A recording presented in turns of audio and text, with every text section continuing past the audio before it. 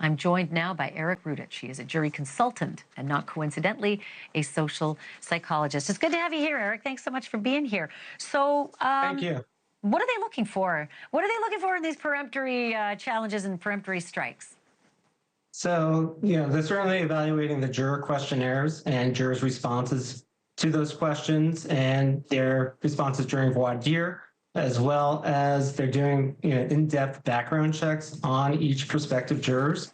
And they're looking for certainly some key questions in the questionnaire. For example, if you're the defense, you're looking at whether or not someone indicated that they've been a victim of sexual assault. If you're the prosecutor, you're looking at people's attitudes towards law enforcement. Have they have had a negative experience with law enforcement? So both sides have their ideal profile of the, what jurors they want, and more importantly, for the deselection or breaking up process, who they don't want. So, okay, that's the easy stuff. I'm going to go to the social psychologist in you, and I'm going to ask, what are they looking for that is not in their answers?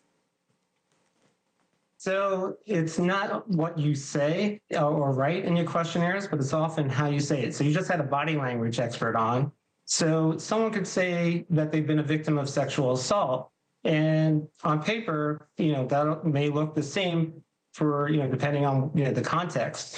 But certainly, the threshold to make it this far and be on one of the 45 jurors is to indicate that despite that experience, you could be fair and impartial.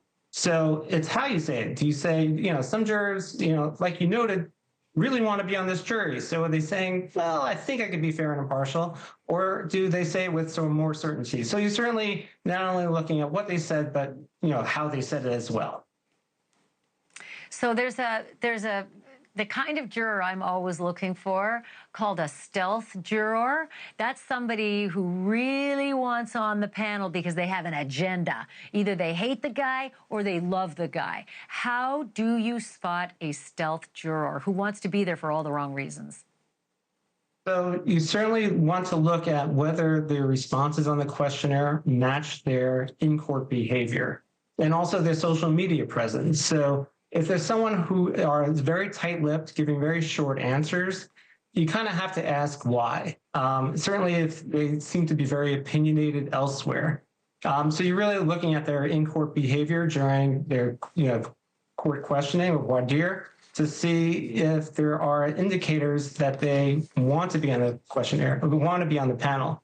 Often those jurors will engage in behavior that indicates that they want to be on the jury because they're tight-lipped about the answers that they give.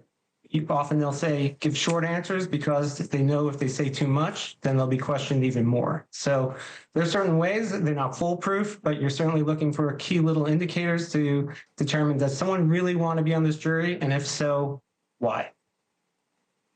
I forgot to mention in my preamble that jury selection is like dating, except for the ones who really don't want to be in that courtroom. They're like going on a date that your mom sent you on.